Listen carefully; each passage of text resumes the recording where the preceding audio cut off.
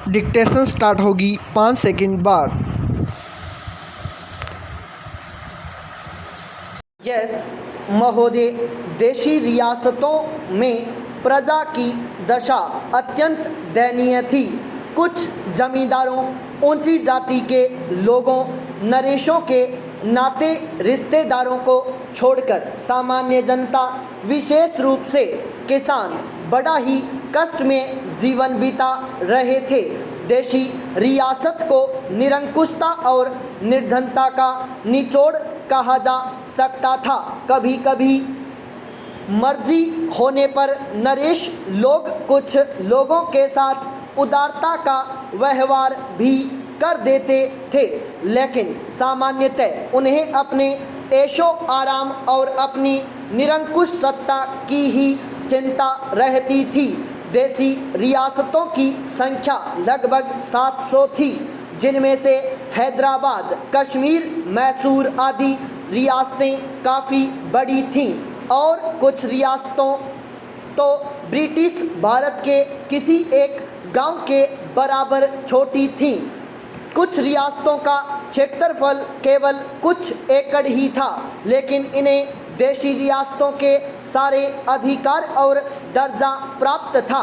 इन नरेशों के अधिकार एक समान नहीं थे। कुछ नरेशों को काफ़ी हद तक वास्तविक सत्ता प्राप्त थी, कम से कम देखने में, और कुछ को लगान वसूलने और अपनी प्रजा को आतंकित करने के सिवा और कोई अधिकार नहीं थे। इस हालत के लिए देशी नरेशों को ही अकेले दोषी नहीं ठहराया जा सकता। सिद्धांत रूप में यद्यपि उन्हें अपनी रियासत में पूरे अधिकार प्राप्त थे, लेकिन अधिकांश में यह सत्ता केवल जनता पर दमन और अत्याचार की चक्की चला सकने तक ही सीमित थी। यदि वे प्रजा की दशा सुधारने या उसे किसी प्रकार का प्रातिनिधिक प्रशासन देने की कोशिश करते भी थे, तो दिल्ली की राजधानी में बैठा सम्राट का प्रतिनिधि वायसराय या उन रियासतों में बैठा उसका एजेंट उन्हें वैसा करने से रोक देता था। ऐसा वास्तव में हुआ भी था कि नरेशों ने उत्तरदायी सरकार स्थापित करने में अपनी असमर्थता व्यक्त की थी, क्योंकि वैसा करना सर्वोच्च सत्ता ब्रिटिश सरकार के साथ हुई संधि की शर्तों के विरुद्ध होता। वस्तुतः वायसराय केवल संधि की शर्तों की सीमा में ही रहकर अपने अधिकारों का प्रयोग नहीं करता था। जब बरार को लेकर कुछ विवाद उत्पन्न हुआ था, तब लॉर्ड रीडिंग ने यह बात निजाम को अच्छी तरह समझा भी दी थी। पाई पैराचेंज, यह कहना बहुत हद तक ठीक होगा कि असली सत्ता विभिन्न रियासतों में नियुक्त भारत के एजेंटों या रेजिडेंटों के हाथ में होती थी, और इन लोगों को भारत सरकार के पॉलिटिकल डिपार्टमेंट की सलाह के अनुसार चलना पड़ता था। एजेंट या रेजिडेंट की सहमति के बिना किसी नरेश के लिए जनता की भलाई के लिए कोई कदम उठाना संभव नहीं था। आरंभ में इन एजेंटों या रेजिडेंटों से भारत सरकार के पॉलिटिकल एजेंट के रूप में कार्य करने की अपेक्षा की जाती थी, किंतु वीपी मेनन के अनुसार धीरे धीरे उनका स्वरूप बदलकर एक श्रेष्ठतर सरकार के कार्यपालक और नियंत्रक अधिकारियों का हो गया। सरकार ने इन रियासतों का उपयोग उन गंदगी जमा करने वाले गड्ढों के रूप में किया जिसमें शेष भारत का संचित दुख दर्द बहकर जमा हो सकता था। 1920 2021 तक रियासतों में कोई राजनीतिक गतिविधि नहीं होती थी। पाई पैराचेंज महोदय, ब्रिटिश भारत में भी ग्रामीण क्षेत्रों के लोग राजनीतिक आकांक्षाओं की तरफ से सर्वदा उदासीन थे। हालांकि वे गरीबी और भूख से कराह रहे थे। कांग्रेस ने और रमेश चंद्र दत्त, दादा भाई नौरोजी, यहाँ तक कि विलियम डिग्बी सरीखे अर्थशास्त्रियों ने इन किसानों की गरीबी और दुर्दशा की चर्चा की थी। लेकिन रियासतों की गरीब प्रजा इन नेताओं के विचार क्षेत्र से बाहर थी। भारतीय राजनीति में गांधी जी के पदार्पण से ब्रिटिश भारतीय क्षेत्रों की जनता में एक नई चेतना जागृत हुई।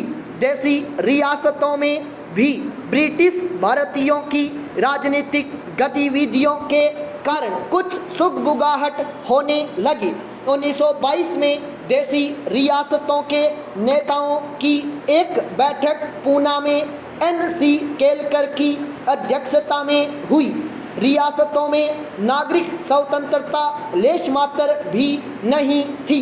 सभा आयोजित करने या अभिव्यक्ति की कोई स्वतंत्रता नहीं थी। अतः इन लोगों को ब्रिटिश भारतीय क्षेत्र में अपनी बैठक करनी पड़ी थी। पाई पैराचेंज इस सम्मेलन में अखिल भारतीय राज्य प्रजा परिषद स्थापित करने का फैसला किया गया, लेकिन इस फैसले को कार्यान्वित करने में कुछ समय लगा। ब्रिटिश भारत में असहयोग आंदोलन की जो लहर चल रही थी, उसका असर देसी रियासतों पर भी हुआ। धीरे धीरे प्रजा मंडलों, लोक परिषदों, प्रजा मित्र मंडलों, नागरिक अधिकार संघों आदि की स्थापना रियासतों में होने लगी। लेकिन ये संस्थाएं रियासतों के अंदर काम नहीं कर पाती थीं। अतः वे पड़ोस के ब्रिटिश भारतीय क्षेत्रों से अपनी गतिविधियां संचालित कर रही थीं। प्रजा परिषद का अगला अधिवेशन 1926 में हुआ था। इसमें एक अखिल भारतीय संगठन स्थापित करने का फैसला किया गया। एक घोषणा पत्र में सम्मेलन ने एक संघ स्थापित करने के पक्ष में अपना मत व्यक्त किया, जिसमें देसी रियासतें भी ब्रिटिश प्रांतों की सहभागी होंगी। चेम्सफोर्ड सुधारों में एक भावी संघ का संकेत किया गया था, जिसमें ब्रिटिश प्रांत और रियासतें शामिल होंगी। भावी भारत के उज्जवल भविष्य का चित्रण करते हुए मॉन्टफोर्ट रिपोर्ट में कहा गया था, इस चित्र में रियासतों के लिए भी स्थान होगा। यही वह प्रेरणा थी जिसने 1926 में हुए रियासतों के प्रतिनिधियों को यह घोषणा करने के लिए प्रेरित किया था कि रियासतें भी इस संघ में भागीदार होंगी। सम्मेलन में कहा गया कि सभी भारतीय रियासतों की जनता का लक्ष्य यह मांग करना और उसे पूरा कराना होगा कि भारतीय रियासतों को ब्रिटिश भारतीय प्रांतों के साथ समानता के आधार पर एक ही भारतीय राष्ट्र का अभिन्न अंग माना जाना चाहिए और राष्ट्र को सरकार में उत्तरदायित्व के बुनियादी सिद्धांतों पर आधारित होना चाहिए। किंतु अखिल भारतीय राज्य प्रजा परिषद की स्थापना 1927 में ही हो सकी। इसे रियासतों में एक संगठित आंदोलन की शुरुआत कहा जा सकता है। इसका पहला सम्मेलन बम्बई में दिसंबर 1927 में हुआ। इसका दूसरा सम्मेलन मई 1929 में बम्बई में ही हुआ। वस्तुतः इसके सभी सम्मेलन ब्रिटिश भारत में ही हुए। इस समय तक देशी रियासतों के बारे में कांग्रेस का रवैया अस्पष्ट सा ही था। स्टॉप।